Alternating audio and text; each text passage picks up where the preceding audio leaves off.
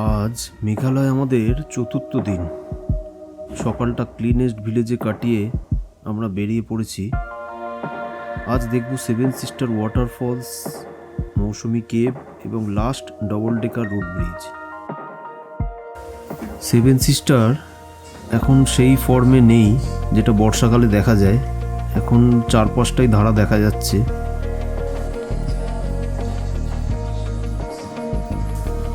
মৌসুমি কেবে চলে এসেছি আমরা।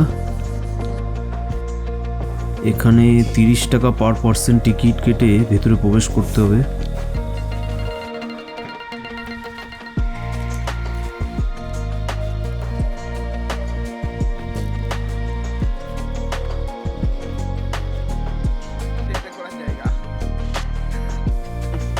তবে আজকে শরীরে একটা ভালো এনার্জি ফিল করছি।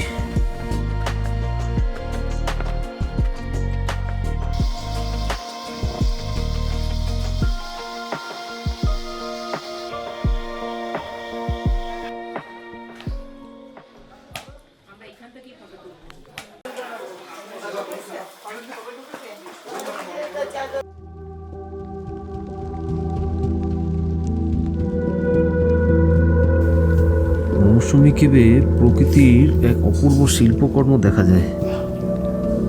প্রায় হাজার হাজার বছর ধরে জল, পাথর আর চুনাপাথরের রাসায়নিক বিক্রিয়ায় তৈরি হয়েছে গুহার ভিতরে এই বিচিত্র নকশা।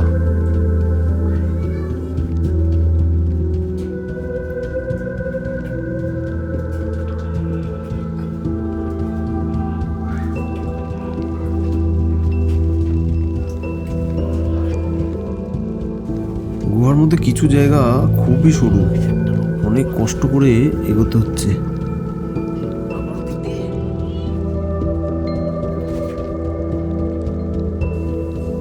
ভিতরে ঢুকেই একটা হালকা ঠান্ডা হাওয়া, চারপাশে ভেজা পাথর আর হালকা আলো, একটা রহস্যময় জায়গার ফিল হবে। দেওয়ালে সব অদ্ভুত আকৃতি, দারুণ জায়গাটা। এই কেভটার একটা ভালো জিনিস, এখানে ছোট বড় সবাই আসতে পারবে। অন্য বাকি কেভের মতন ট্রেক করে আসতে হয় না।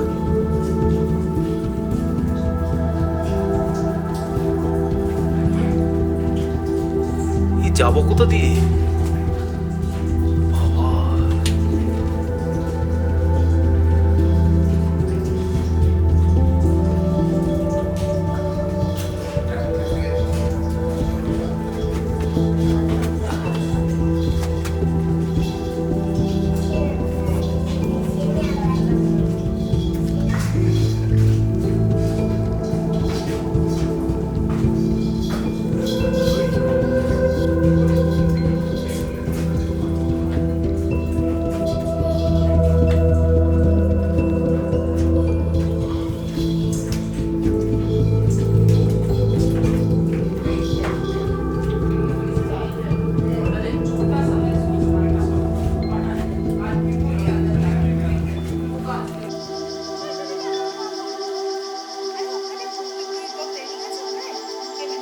বাইরে ট্রেডিশনাল ড্রেস পরে ছবি তোলার ব্যবস্থা রয়েছে এখানে। कम नहीं होगा? हाँ, ये एक पीस लेगा 60 रुपीस। हाँ। दो पीस 100। हाँ, तो 3 पीस और थोड़ा कम होना चाहिए। 4 पीस 100।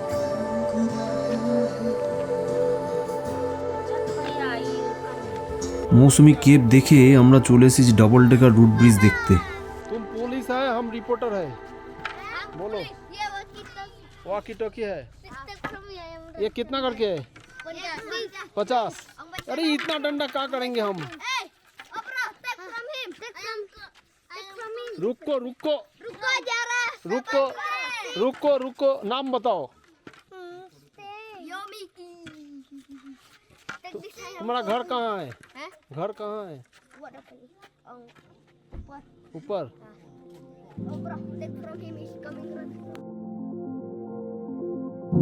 আমরা গুগল ম্যাপ দেখে গেছিলাম, কিন্তু ওই দিক দিয়ে মেন যাওয়ার রাস্তা নয়। কিছু লোকের সঙ্গে আলাপ হলো, তারা প্রায় 4-5 ঘন্টা ধরে নেমে আবার রিটার্ন চলে এসেছে। সেই জন্য ওদের কথা শুনে আমরা আর ঢুকলাম না ওখান দিয়ে। আমরা কাছেই একটা হোমস্টে বুক করে চলে এলাম এই হোমস্টেটায়। কাল মর্নিংয়ে অন্য সাইড দিয়ে যাত্রা শুরু করব ট্রেকের।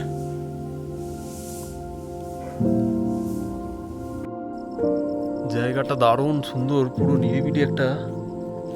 এইখানেই আমরা একটা হোমস্টে পেয়েছি। ডবল ডেকার রুট ব্রিজের ওই 7-8 কিলোমিটার আগেই এই হোমস্টেটা। দারুণ সুন্দর হোমস্টে, আরও এরা রুম বাড়াচ্ছে। আমাদের ওপরের ওই প্রথম কটেজটা নেব আমরা, কিন্তু এটা দারুণ জায়গায় কটেজটা। এর আশপাশেই দুটো কটেজ দেখলাম, তো এর প্রাইসটা অনেক কম এই অনুযায়ী। প্লাস এনার কাছ থেকে একটা ভালো ইনফরমেশান পেলাম। এই ডবল ডেকার রুট ব্রিজের জিপিএসে যে লোকেশানটা দেখায় ওটা পুরো টাপ জায়গা দিয়ে নাকি।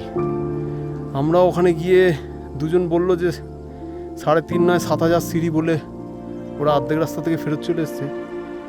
ওই ভয়তে আমরা আর গেলাম না, আমরা কাল সকালে ট্রাই করব। তো এই হোমস্টে দাদা বললেন ওই দিক থেকে যাবেনই না। ওটা কী জায়গাটা বললো, তারনা বলে একটা ভিলেজ আছে এদিক দিয়ে, ওইখান থেকে ডবল ডেকার রুট ব্রিজ যাওয়া যায়। ওটা নাকি অনেক বেশি সুবিধা। দেখা যাক কালকে আমরা যাবো, গেলে আরও ভালো ইনফরমেশান দিতে পারবো।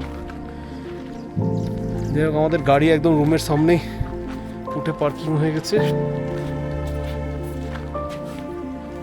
রুমটাও ভেতরটা দারুণ সুন্দর। এখান দিয়ে একটা ব্যালকনি মতন রয়েছে, সামনের ভিউটা সত্যি দারুণ। লোকালিটির থেকে একটু আলাদা। এই আমাদের রুম, সুন্দর সাজানো, ওয়াইফাই টাইপের সবই আছে।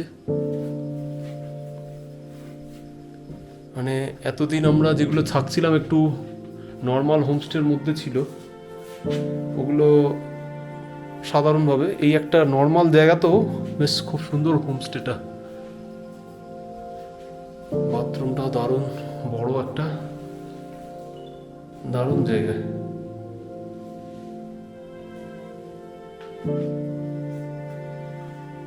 দেখি কালকে সকালবেলা আমরা আর্লি মর্নিং বেরিয়ে পড়বো ব্রেকফাস্ট করে ডবল ডেকার রুট ব্রিজ যাওয়ার জন্য।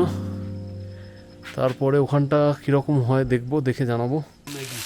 ओ फटाफट भी এবার আমার ম্যাগিটা হবে একটু করে, তুই দেখতে হবে।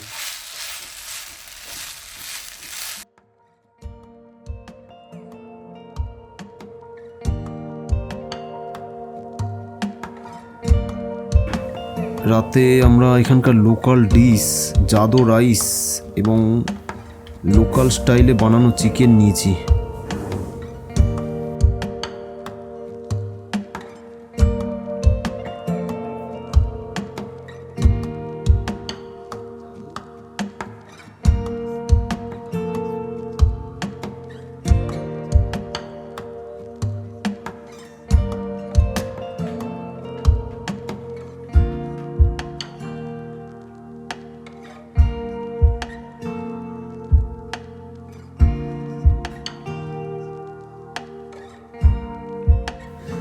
আজকের পর্ব এখানেই শেষ করছি।